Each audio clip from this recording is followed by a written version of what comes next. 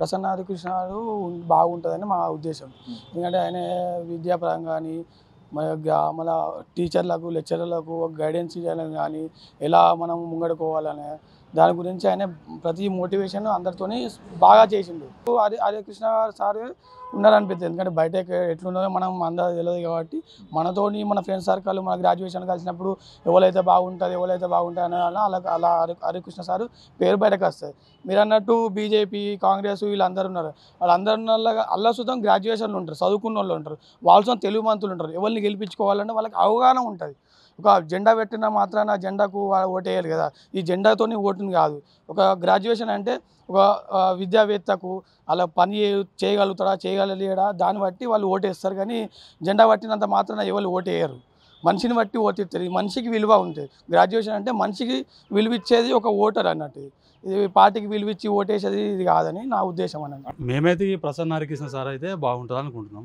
ఆ సార్ కొంచెం పరిచయం మాకు జర అన్ని కార్యక్రమంలో ముందు ఉంటాడు.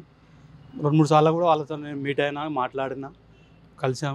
ఆయన అయితే కొంచెం బాగుంటుందని ఎవరికైనా జాబ్ లేని వాళ్ళకి అందరికీ హెల్ప్ చేస్తాడు. స్కూళ్ళల్లో కూడా అన్నిటికీ హెల్ప్ చేస్తాడు బాగా ఎక్కువ శాతం. మొన్న బర్త్డే అప్పుడు కూడా ఎన్నో లక్షలు ఇచ్చిందని తెలిసింది. అది ఆయన అయితేనే బెటర్ అని మేము అనుకుంటాం. 100% ఉంటుంది అసలు ఆ సార్కి. ఎందుకంటే ఆ సార్ని సార్ పరిచయాలు బాగా ఉన్నాయి, చాలా ఎక్కువ ఉన్నాయి.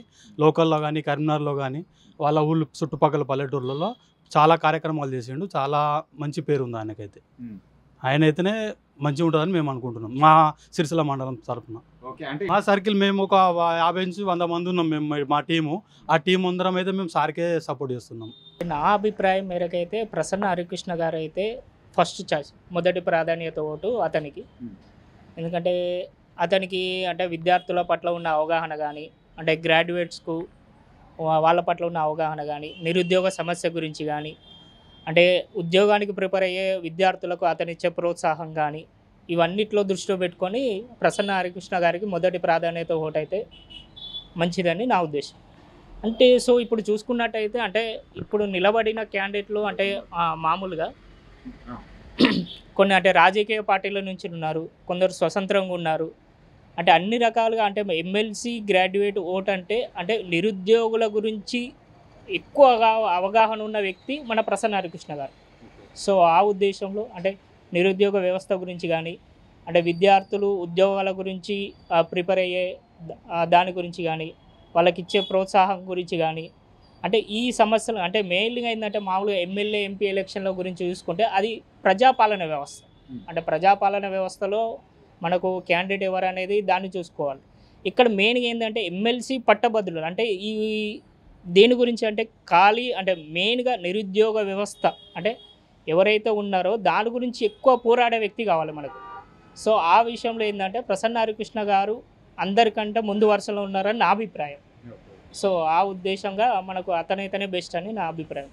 అంటే ఇప్పుడు చాలా తేడా ఉంటుంది రాజకీయాలకును. ఇది విద్యావంతుల ఓట్లు కాబట్టి విద్యావంతులైన దాని గురించి తెలిసిన వాళ్ళకే ఎన్నుకుంటే నాకు మంచి ఉద్దేశం అని నా అభిప్రాయం. ఆ విషయంలో ప్రసన్న హరికృష్ణ గారు చాలా మంచి వ్యక్తి అని మేము అనుకుంటున్నాము. ఆయనకి మాకు పూర్తి మద్దతుగా తెలపాలని మేము కూడా ప్రయత్నం చేస్తున్నాము. మాకు తెలిసిన వాళ్ళని కూడా చెప్తున్నాము.